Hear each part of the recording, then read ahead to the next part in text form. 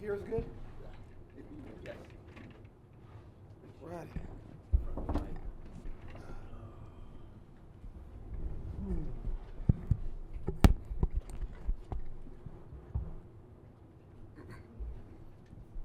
Streaming ready? All right, Coach. Well, obviously today is signing day, and we're fortunate enough to sign 13 players, new Sun Devils. We're excited about the opportunity of coaching them and them being part of our program. With that being said, there's still some work to be done. We know that, and we'll continue to work at it. And before the season starts, obviously, we'll have a full class of players that we think can improve our roster and create competition at a lot of different positions on our football team. With that being said, I'm going to turn it over to our two experts. Obviously, Antonio Pierce, our recruiting coordinator, and Al Luganbill, my right-hand man. I've known Al, I don't know how long, Al. We've known each other a long time now. So some things never change, but we're excited about today because we've added some players to our roster that we think are going to help us win football games. Any questions? Michelle, you get the mic name and affiliation. Michelle Gardner, Arizona Republic. Coach, obviously the big name that you get is Johnny Wilson, who flipped from Oregon. What can you say about the state of your program that you get a player of that caliber that had committed to that program and now he's flipped to you? Well, a lot of hard work behind the scenes. Antonio was involved in that. Our new receiver coach was involved in that. Jayden Daniels was involved in that. So there's a lot of people, and why wouldn't Jayden be involved in that? He was sitting in my office when all this was taking place, and he had a big smile on his face, so it's kind of interesting. But it's an effort by AP and Al and everyone that's working at this deal, our coaches. And it's really about relationships. The more you get involved with recruiting, and there were some prior relationships here. There's no doubt about that, and that always helps you. Herm, how did you guys, and for all three of you, how did you determine how to decide who you guys were going to pursue based upon immediate need versus development of some of your younger players with the number of scholarships and the constraints that you guys were working within? Well, you always look at both sides, and I think you guys are learning this, and I think the players have learned this, the guys that have decided to come here. There's always competition here, and you can never get comfortable as a football player in this program because we're going to bring in players. We always say, and this is AP's line, we're going to out-recruit you. The next year, we're going to out-recruit you. It's like pro football. They draft guys, and there's a reason for that, to create competition. And so we tell players that. I can promise you this, all our players that are here, they're watching who's signing here, and they're watching the position they play. And they probably know a little bit about the guy, right? And that's what you want because they know they're part of the family. They're going to come in here with a competitive mindset because that's what we sell about our program when we recruit guys, that you'll have the ability to come in here and compete, to play. And that's the good part about our program right now. And AP can voice his opinion and Al too on that. I think they should chime in on that question. Yeah, I mean, I think it's obvious, when you got a quarterback like Jayden Daniels, you want to surround him with talent. And when you look at what we had 2 years ago with N'Keal Harry, a big receiver who can go up there and catch the 50-50 balls, that's Johnny Wilson now. Now we got a guy in the red zone that's a threat. And then obviously Chad Johnson's probably the longest recruit ever in ASU history. He's been as far as being committed. I think it's been almost 2 or 3 years since long as he's been here, he's been committed. So it's finally good to have him signed and be able to talk to him on a daily basis. But when you looked at what we did offensively with the running back as well, we wanted a big back. That's been a feature in our program that we've been trying to accomplish the last 2 years, and we got it now. And Diamante, who's 230 pounds and rocked up, it's obviously a very good class for our offense and a lot of skilled guys to help surround Jayden Daniels. Yeah, I what both coaches said here, I think fits within the plan, and sometimes it's hard to stick to it because you see football players out there, and you gotta stay with what you believe in, and what your profile is. And our football team, I remember Herm and I and AP talking about this. Wait 2 years when we had our first spring ball here and evaluate us on the look of our football team after 2 years and see if it's changed. If it hadn't changed, we're in trouble. And we think it's changed, and again, what's really nice about it is there's quite a few of these young men that will be enrolling in January, over half of them. And boy, you cannot put a value on that, as the Donovan Wests of the world have proven, and Jayden, Joey, that was just crucial in their growth. Hood Rubino, Devil's Digest. A question to any of the three. You had some immediate needs at offensive line and defensive line, but still held steadfast not to recruit, let alone sign any junior college players. Was the temptation ever there just because of that immediate need, or you just have a plan that you're just really going to stick to as far as high school players? Well, there's always a plan, and as I said, there's still some work to be done. And it's not all done yet.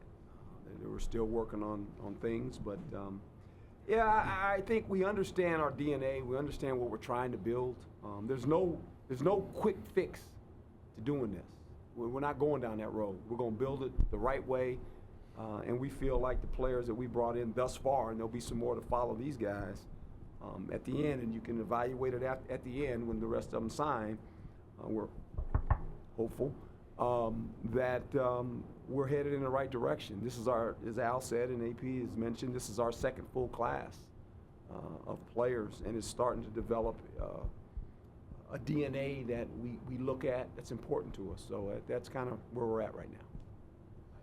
Michael Caracino, Sports Hangover. AP, you talking about obviously surrounding Jayden, but the offensive line to piggyback off of what Hood said. The two guys that obviously signed, very dominant. What kind of attributes that they had that worked for you guys? Well, I think you talk about, you got a local guy in Ben Bray, who obviously is a hometown hero, huge guy. First we see him play an offensive tackle. And Jacob Nunez, guard, interior guy, who could be a mauler, can probably play swingman as well at the right tackle position. But we're just in the third quarter, so we don't want to finish talking about the O-line just yet. Just keep watching in January and February to see what happens. Doug Haller with The Athletic. Everybody knew that when you guys signed Jayden, that he was very talented. He took that to, once the season started, he took that to a higher level. Was there a point during the recruiting process where you guys realized, okay, we need to sell this. We need to really use him as in recruiting to kind of get the guys in place that we need? Absolutely. And I think he sold it on his own by his ability to play. And if you're a guy on offense, you look at that offense and you go, I want to play with that guy. He's pretty good. And so he sells it, but also he's been involved in the recruiting too. He's been a big part of this. He's gone, he's been at the dinners. He knows a lot of these guys. He's played against them. They know who he is. So he has that ability to bring guys to the table that maybe had other aspirations of going somewhere else, but because of how he played and they looked at our team, how young it was, they go, man, they'll actually let you play. And so that sells it. But he's a big part of it. He's in my office right now. He's in my office with my daughters. His birthday is today. I don't know if you guys knew that. His birthday is today. So he's up there and they're having a birthday party, Yeah. So it's all good right now. But to piggyback off that a little bit, I think when you watch Jayden in high school, he had that it factor. And that's carried over here. You saw that in spring. You saw that in the fourth quarter. You saw that in 2-minute drills. Guy's calm. He's laughing. He's calming coaches down, players down. Then he goes out there. He's poised. He has a different makeup, a different DNA that a lot of guys don't have at that position. Antonio, I was struck by you keeping essentially almost all of the commits that you guys had on your list, despite coaching turnover, 2 coordinators, including one the day before signing day.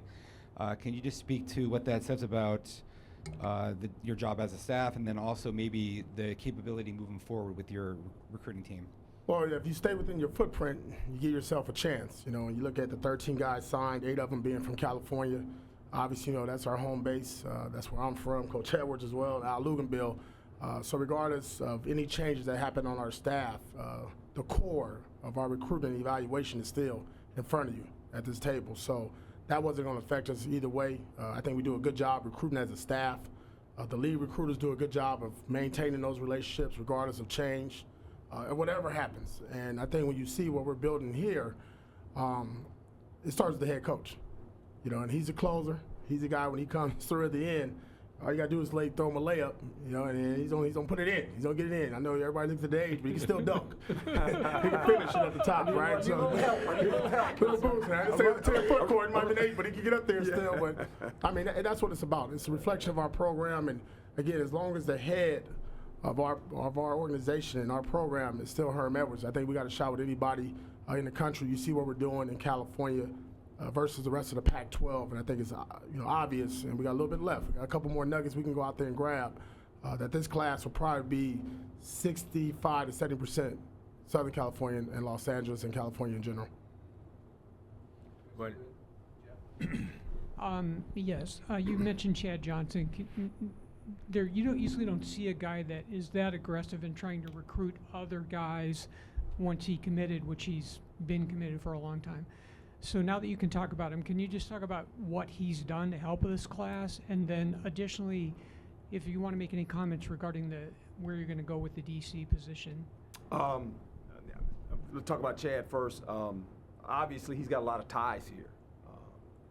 I know his dad very well, and Marvin coached him, so it's kind of like it's home week for him, And you're right, he's been a big catalyst for us as far as the recruiting process and telling guys that this is where to be. And as AP said, I mean, every time I turn around, he's on an unofficial visit here.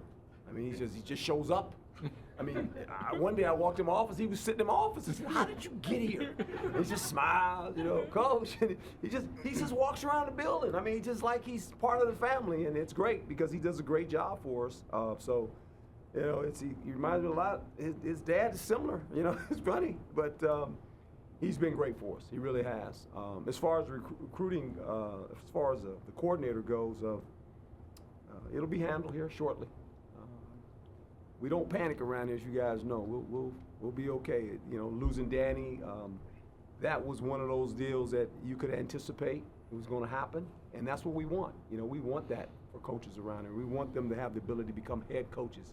We want players to have the ability to go to the NFL if they have the talent and they put the work in. This program is built that way. Well, it's built for coaches too. It's built for coaches to ascend and to become coordinators or to become head coaches. We want that. That's a part of our program, so we're excited for Danny. But there'll be an opportunity for a coordinator to come in here and continue what has been done and to build on what Danny had built here defensively. Doug Haller, The Athletic. AP, your linebacker room is pretty solid right now. What will Jordan and Caleb add to that room? You heard what Coach said. We recruit to replace the guys. So Merlin, Butler, Tyler, Cal, Sully, they've been put on notice.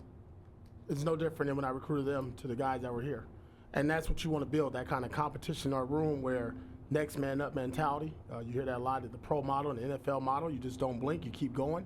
And those guys know that they're coming in and compete. The best thing about those two linebackers and Jordan and Caleb, they'll be here in about a month. They'll be in the weight room down there, banging some iron in about a month from this day to day. So it'll be good to get them around the guys. And again, Merlin needs a little push. Darian Butler needs a little push. It's when you've been successful as a freshman and then you come in as a sophomore and you got the keys to the car and you keep driving, every once in a while you might get a little lax. Well, sometimes you're going to light this little fire underneath them and see how spring ball goes. Coach, you just mentioned obviously about Danny. I mean, he even said yesterday that the encouragement, obviously you guys rooting for him to get the job. In developing coaches like that, I mean, how much tougher does that make recruiting for you, though? Well, I think AP mentioned it. There's a core body here, and it's these two men right here, along with myself, and then the staff embodies that. I don't know how AP does it. I really don't. I mean, he is fantastic at what he does.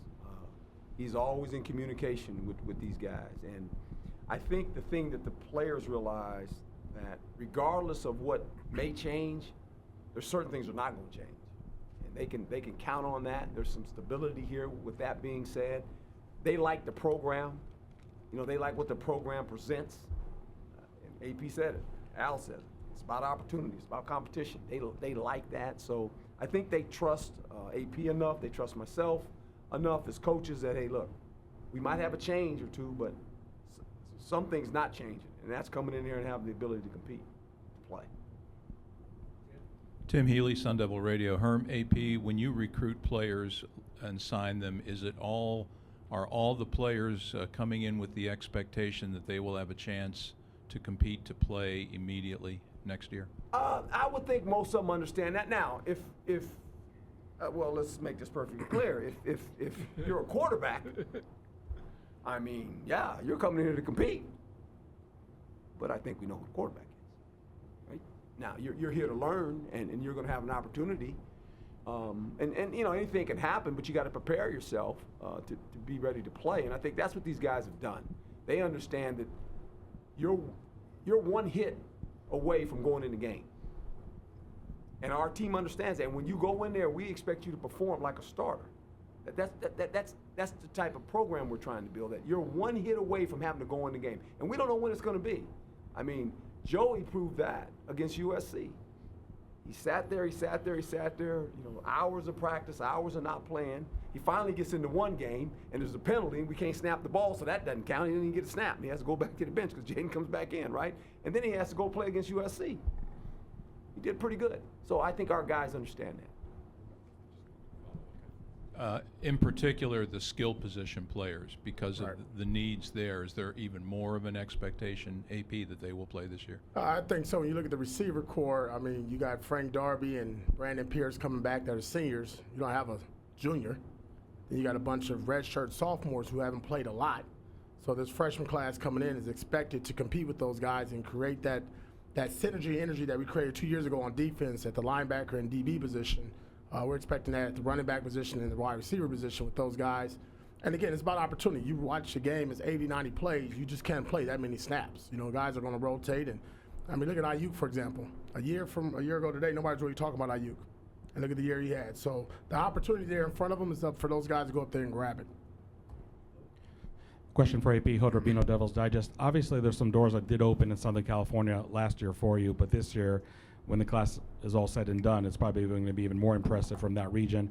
What, in your opinion, changed as far as the recruiting traction we're able to get this year compared to last year?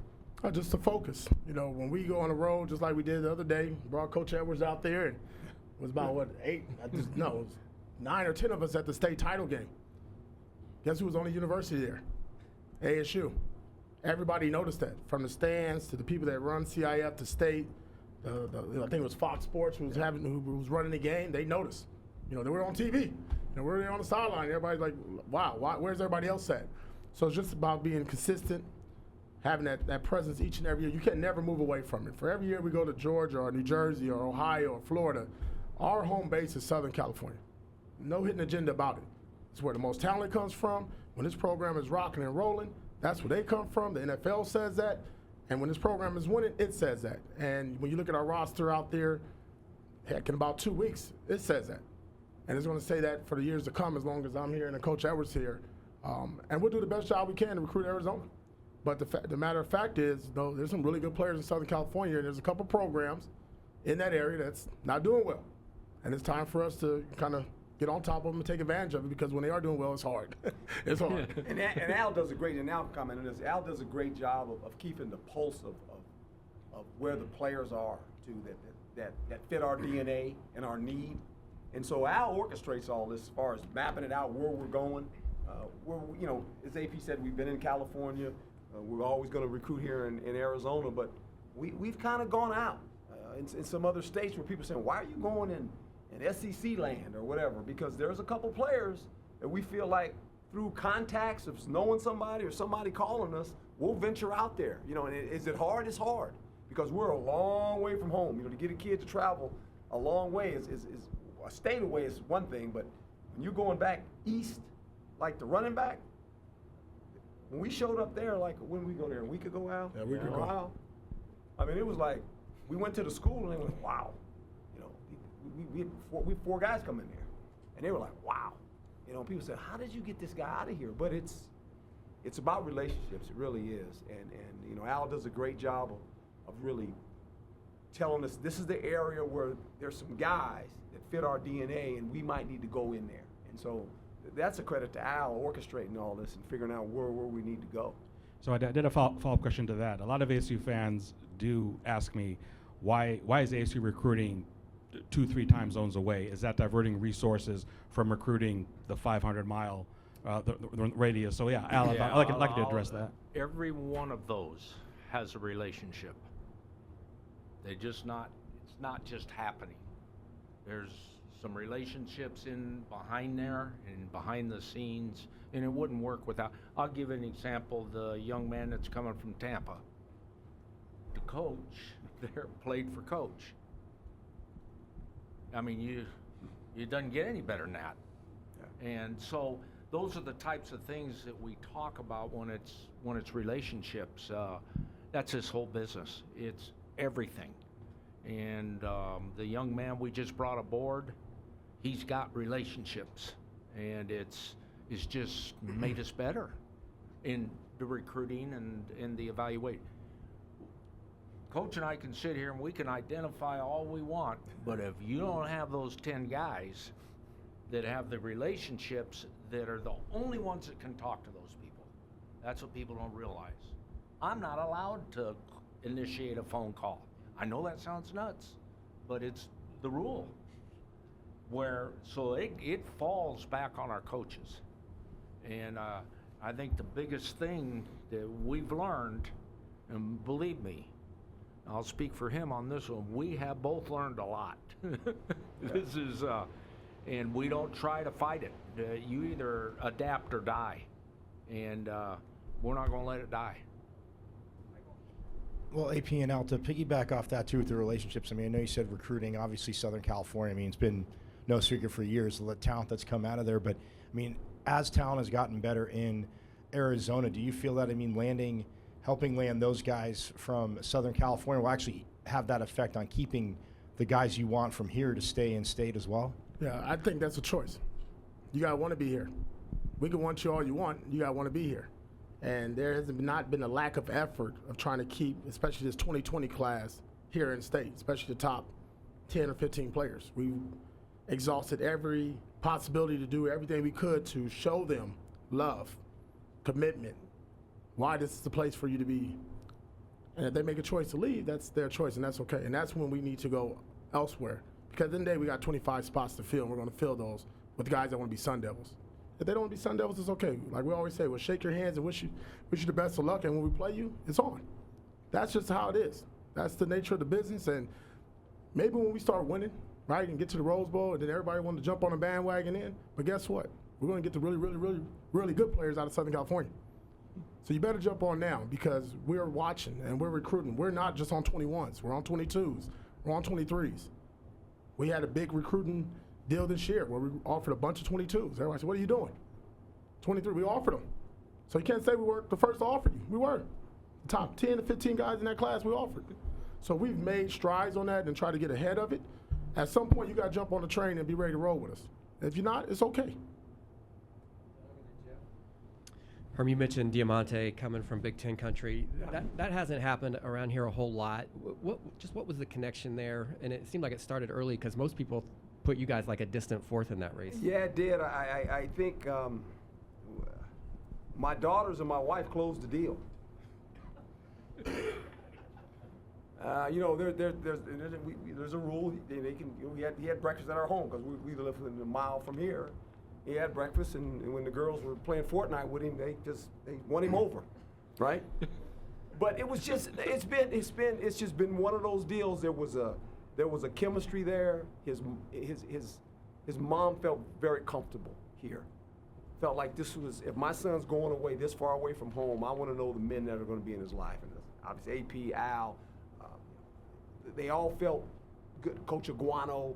They just felt this was a spot, and he was one of those guys that he said, "Coach, I'm coming," and you know, and they say that, and you're going, okay, but every week, you know, I'd get a text, and my daughters, you know, they would text him, and it was like, okay, you know, they're asking, when is he coming? When's Diamante coming? As he's coming, right? So it's just one of those unique deals, and sometimes it just works out, and it worked out great for us, and I think he's excited. You know, we went back to visit him, obviously. We went into the home, and he was excited. They watch every game. They got Pac-12 Network. They watched all our games. You know, he's part of it. I mean, after every game, he texts me, "Coach, Can't wait to get there. I'm 36 days away or whatever. It's good. So we're excited about him being here. And again, I think it goes back to what we've been talking about this whole process in our recruiting models, opportunity.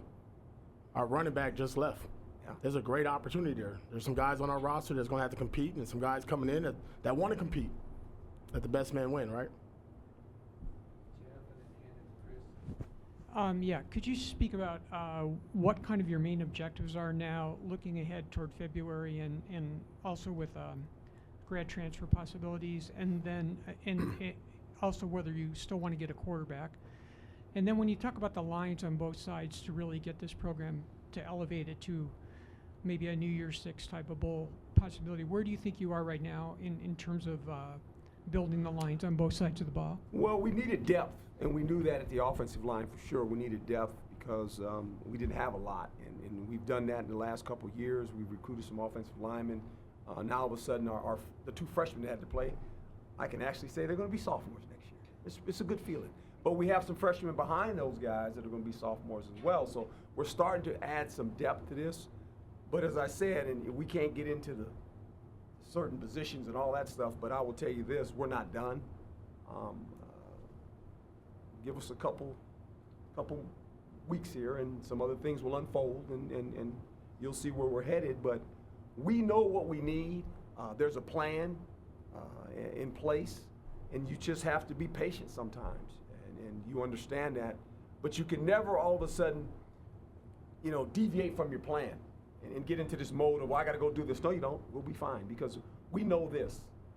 After today, there's some guys that thought they were going somewhere, and guess what? They're not going because that coach called them up and said, we're full. Sorry. Right? So I think you have to leave yourself some wiggle room here, and and like Al said, we learned that the hard way. Like, you got all these scholarships and you got all these guys signing, and all of a sudden at the end you're sitting there going, man, if I had two more, this guy all of a sudden came available. I thought he was going there, right? And kids are calling you because all of a sudden they're left holding the bag. Like, guess what? They filled up, coach. I got nowhere to go.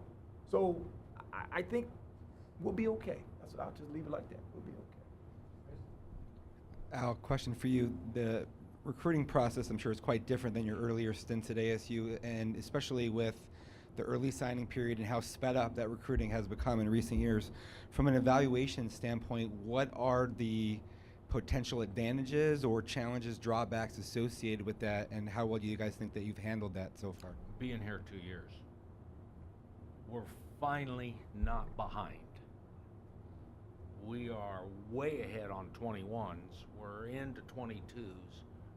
We didn't have that option the first couple times around, but now we're into a cycle, and the cycle will just perpetuate itself.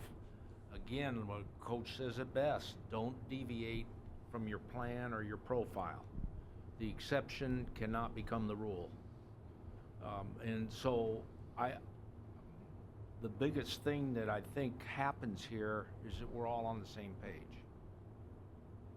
The direction comes from the head coach, but we execute and we keep him notified of what he needs to do because he's a busy man. And I think the process, and sometimes I hate that term or culture, whatever you want to call it. You got to stay with it. I hope that answers your question. And just to follow up, I'm sure that you used to be able to watch senior film before offering, taking commitments, and now just with junior film, just can you speak to the Yes. timing of everything? Yes, the offer is a unique little tool out there. You also have learned a lot about that. There's universities out there that offer 300 or 400 kids for 25 scholarships. I mean, it doesn't take a rocket scientist to figure out somebody's getting dropped. It's not going to happen. What we have done is we've created what we feel is a happy medium. And if we truly believe a young man can play, we're going to offer him early with caveats. And the caveats are going to be very, very upfront. And if they don't meet the caveats, it's a two-way street. And Coach does a great job of that. You know, this isn't a one-way street. They think it is, but it's not. And ultimately, he just explained it today. There's some unhappy young men out there right now that have been led in a direction all the way up till last night or today. And so maybe they fit somewhere for somebody else. And that's how I would answer that. Then I'll just piggyback real quick on the evaluation, because you look at us three, but there's about 20 or so young volunteers and guys that get paid either nothing or nickels and dimes to break down hours and hours and hours and hours of film before it even gets to me, Al, or Coach Edwards. And that's what's helped us build. You was watching ESPN earlier, and they were just talking about the resources that go into recruiting and evaluation, and kind of weeding out the fat and the guys that can play or not play. And sometimes some guy might fall through the crack, and you got to go back and you got to rewatch them. And it's a process that just it constantly goes over. But you can't give enough credit to those young guys that we have in that room up there that come, and I don't even know where they come from or where they at in school. I don't know. I just pop up. Sometimes they don't either. Yeah. But I'll tell you what, they come, they got this information, and they're very valuable to our process, and they make our jobs easier as coaches, recruiting coordinator, director of personnel, and the head coach, to make the evaluations and offer and the process much smoother for us, and to really dial in on the guys that fit our DNA and fit into our program. To Coach's benefit there, many of you know the name Fred Gamage. Freddie was with us for less than 18 months and makes a move to the NFL that's almost unheard of in the player personnel business. Usually you start at the very bottom, it's entry level, and you move up. He went in at about 6 rungs up the pole, didn't he, Coach? He did. Good friend who kind of works in that organization, too. Yeah. But our point is that wasn't the only offer he had at that time. So, again, going back to coaches, young men that are volunteering, and Freddie had volunteered and then gotten paid. But the end result was he's where he wants to be. Not where he will be, but where he wants to be right now. Yeah, I had a couple questions, and one was on Jordan Banks, because from everything I've seen, he's a very special player that probably isn't getting the usual due that he would get because there's another linebacker out there sucking up some attention. But I was just wondering if you could just speak to what you're getting in him specifically. Well, I think that happened 2 years ago with Merlin Robertson. When we recruited him, there was a couple guys in Southern California and in California that were higher recruited and got a little bit more accolades out of high school. And Merlin did what he did as a freshman and has been a 2-year starter for us. I think Jordan Banks is in that same mold. I've seen Jordan since he was in 8th grade, obviously. He's a kid that was on the D-line, and all of a sudden he goes to a school that I was very familiar with in Narbonne, and we offered him, and he had his top 4. He had 4 schools and it wasn't ASU, wasn't in him. I kind of laughed, and I told Coach Edwards, I said, we'll stay in that fight, we'll be fine. And then, you know how it is, you go by the school one day and get a little nudge, and then next thing you know, you got one of the top linebackers in the country come to your program. So he's going to bring a lot of things to our program. He's a leader, he's a captain, he loves ball, he talks ball, he sleeps ball, he's all ball. And in our room, he is what I call one of those guys when I first got here, a guy that plays with ill intent. He will challenge the other guys in our room. And that's what you want each and every year, the competition level. But not even that, he makes our team better. He's a winner. He's been on championship programs, comes from a good family and background, dealt with adversity. So everything you kind of look for in a linebacker and a guy that's going to be probably somebody down the road that's going to lead your team and possibly be one of the main guys on your team, that's what he is. And then the other one is, these kids don't watch a lot of college football. I think people think they do, but they're doing other stuff. And so who is the ambassador for this program right now? When you're going out talking about recruiting, do you lead with N'Keal Harry? Is it Is it what Jayden's doing on the team now? Like, who's the name they recognize? What pops for them? Hold on, Coach. Okay, good. It's Herm Edwards. Did you not realize the ambassador, the GM, the owner? What are you talking about? Like, it starts there, it stops there. Everybody else, we're tentacles of Coach Edwards. Yeah. Our players, our staff, our players are the guys that work in the cafeteria, you guys. I mean, this program is going the way the direction it's going because of Coach Edwards. Don't ever forget that. And I know Coach is going to give the credit to the players, but he's that calming presence. Because I'm the polar opposite of Coach. I'm the guy that's probably here. Coach kind of calm me down. He walks me, looks at me like, all right, I walk the other way. I come back and we meet up. But he is the tone setter for our program. That's the ambassador. Coach can say something else, and I'm sorry, Coach, but that's the ambassador of our program. And again, the players are a reflection, and the coach is a reflection of Coach Herm Edwards. Well, I would say this: it's a collective effort. Head coaches always get a little bit too much credit.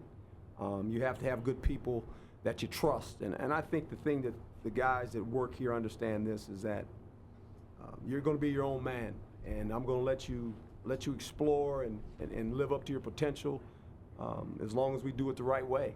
That's all I care about. I don't micromanage anybody. Al or AP, they always keep me abreast of what's going on, but I don't look over my shoulders and say, AP's walking to practice. I mean, I have not seen him walk to a practice yet since I've been here for 2 years, that he's not on 2 phones. And he's, I don't ask any questions. I just, okay, and Al calls me in. He says, I got to keep you up to breast with what's going on, up to date. I got it, and I get it from Al. I talk to AP, and so, they're their own men, but we do it the right way. We're going to do things the right way around here. We always do the right things, and we're going to do it the right way. We're going to live within the rules and the restrictions we have, but I tell you what, I got a lot of help. One man can't do this, but you got to trust people. You got to put them in a position where they can be successful and trust them, and not look over their shoulder. And I'm going to help them. And anytime they ask for me, AP will tell me. He told me last week, he said, Coach, you got to go now. We're getting ready to go on the road. I told my wife, I'll see you maybe in a month, because I don't know where I'm going with AP, but I'm going. And I just get on the plane and go. And they pick me up and in the car, and where are we going? I just sit in the back. I said, okay, let's go. And we just go, and that's what we do. And I have a lot of fun doing it. I really do. It's unbelievable, because he is well connected. Al's well connected. Young man we just hired, Prentice. Can't say enough about him now. I mean, he's kind of like AP. So now I got 2 of them, right? That's hard to keep up with for me now, because they're always at me. Coach, I got this. Oh, okay. And then our coaches enjoy recruiting. It's competition. It's friendly competition.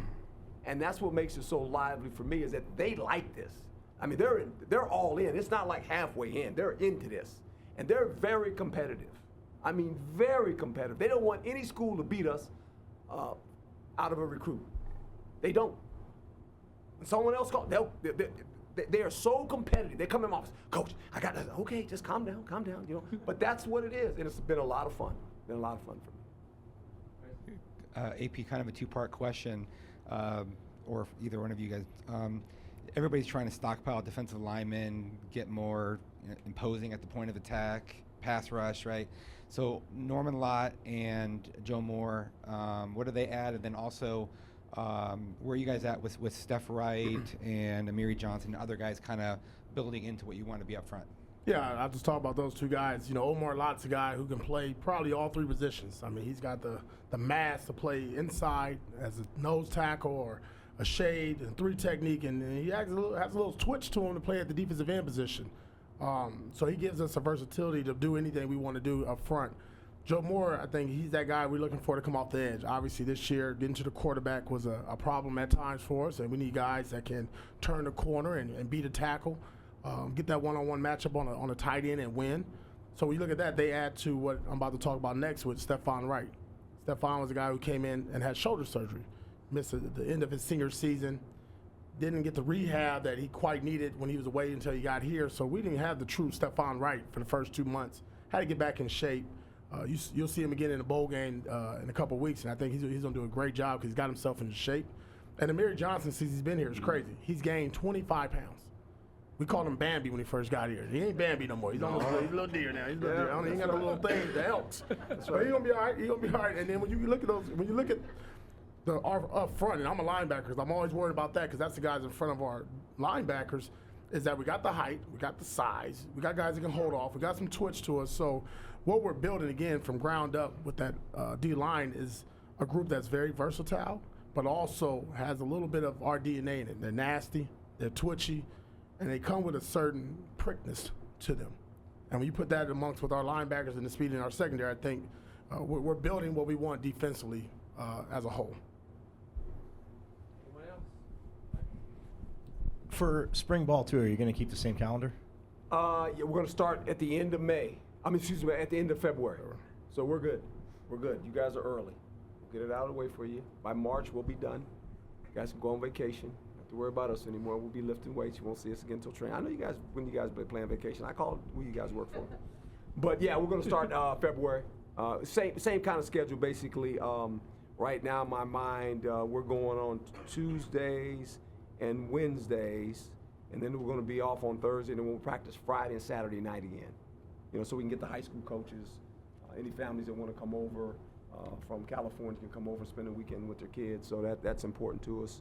It'll be 5 weeks. I want to say they'll get spring break. They get a spring break in there. So we've got it pretty mapped out already. As you kind of know, I'm pretty organized. I've got training camp mapped out too, but I won't get into that yet. We'll deal with the spring first, but it's same time. Yeah, players like it that way too. And it's good for because we bring in so many young guys that they're going to work with Joe after just weights and running, and the guys get bigger and stronger without being disrupted with having to practice football. So that's a good thing for us.